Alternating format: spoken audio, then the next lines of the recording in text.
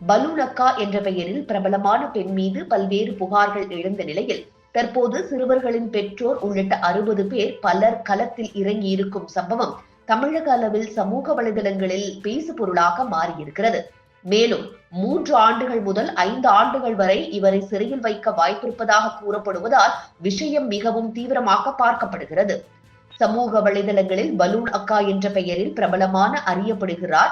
கவர்ச்சியான பதிவுகள் மற்றும் தனிப்பட்ட உரையாடல்களுக்காக பெரிய தொகை பணம் வசூலித்து திரட்டிய பணத்திற்கான கணக்குகளை சரியாக அளிக்காததாக இவர் மீது பொருளாதார குற்றப்பிரிவில் புகார் கொடுக்கப்பட்டிருக்கிறது. மேலும் சிறுவர்களும் பெற்றோர்களின் அனுமதி இல்லாமல் பணம் செலுத்திய தகவலும் அதிரச் செய்திருக்கிறது. பலூன் அக்கா தனது சமூக வலைதள பக்கங்களில் கவர்ச்சியான மற்றும் கேளிக்கையான உள்ளடக்கங்களை வெளியிட்டு சிறப்பு சேவைகள் என்ற பெயரில் சப்ஸ்கிரிப்ஷன் கட்டணம் வசூலித்ததாக தகவல்கள் தெரிவிக்கின்றன. ஆரம்ப கட்டத்தில் இந்த சேவைகளுக்கு மேல் நம்பிக்கை இருந்தாலும் பின்னர் பலருக்கும் எந்த சேவைகளும் வழங்கப்படவில்லை என கூறப்படுவதே இந்த சர்ச்சைக்கு காரணமாக அமைந்திருக்கிறது.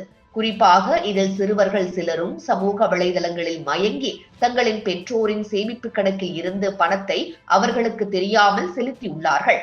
சிறுவர்களிடமிருந்து பணம் பெறப்பட்ட விவகாரம் பெற்றோர்களிடையே அதிர்ச்சியை ஏற்படுத்தியதோடு இது குறித்து காவல்துறையினரிடம் புகார் அளிக்க பலரும் திட்டமிட்டு வருகின்றனர். இது குறித்து விரிவான விசாரணை நடைபெறலாம் என கூறப்படுகிறது. பலூன் அக்கா மீது மொத்தத்தில் தகுந்த ஆதாரங்களின் அடிப்படையில் கீழ்காணும் சட்ட பிரிவுகளின் கீழ் வழக்கு பதிவு செய்ய வாய்ப்பிருக்கிறது.